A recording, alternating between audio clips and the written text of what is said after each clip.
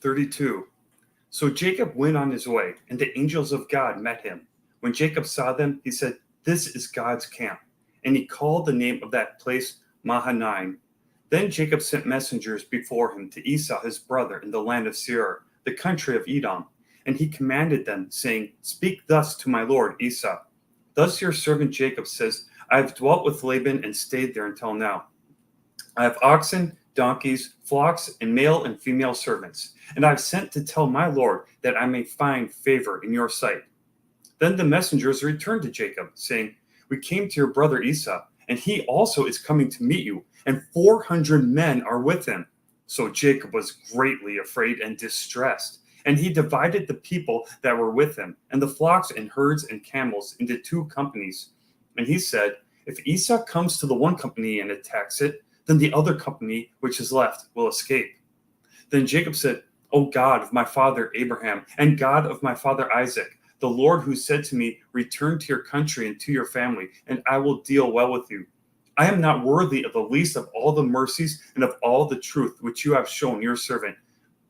For I crossed over this Jordan with my staff, and now I have become 2 companies. Deliver me, I pray, from the hand of my brother, from the hand of Esau, for I fear him, lest he come and attack me and the mother with the children. For you said, I will surely treat you well, and make your descendants as the sand of the sea, which cannot be numbered for multitude." So he lodged there that same night, and took what came to his hand as a present for Esau's brother: 200 female goats and 20 male goats, 200 ewes and 20 rams, 30 milk camels with their colts, 40 cows and 10 bulls, 20 female donkeys and 10 foals. Then he delivered them to the hand of his servants, every drove by itself, and said to his servants, "Pass over before me and put some distance between successive droves."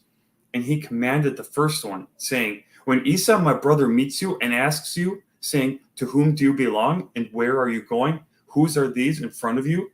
Then you shall say, 'They are your servants Jacob's. It is a present sent to my lord Esau, and behold, he also is behind us.'" So he commanded the second, the third, and all who followed the droves, saying, "In this manner you shall speak to Esau when you find him. And also say, 'Behold, your servant Jacob is behind us.' For he said, 'I will appease him with the present that goes before me, and afterward I will see his face. Perhaps he will accept me.'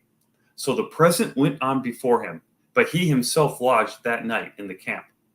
And he arose that night, and took his 2 wives, his 2 female servants, and his 11 sons, and crossed over the ford of Jabbok. He took them, sent them over the brook, and sent over what he had.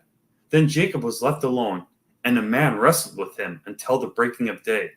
Now when he saw that he did not prevail against him, he touched the socket of his hip, and the socket of Jacob's hip was out of joint as he wrestled with him. And he said, 'Let me go, for the day breaks.' But he said, 'I will not let you go unless you bless me.' So he said to him, 'What is your name?' He said, 'Jacob.' And he said, 'Your name shall no longer be called Jacob, but Israel, for you have struggled with God and with men, and have prevailed.' Then Jacob asked, saying, 'Tell me your name, I pray.' And he said, 'Why is it that you ask about my name?' And he blessed him there. So Jacob called the name of the place Peniel, for I have seen God face to face, and my life is preserved. Just as he crossed over Penuel, the sun rose on him, and he limped on his hip. Therefore, to this day, the children of Israel do not eat the muscle that shrank, which is on the hip socket, because he touched the socket of Jacob's hip in the muscle that shrank." Genesis 32.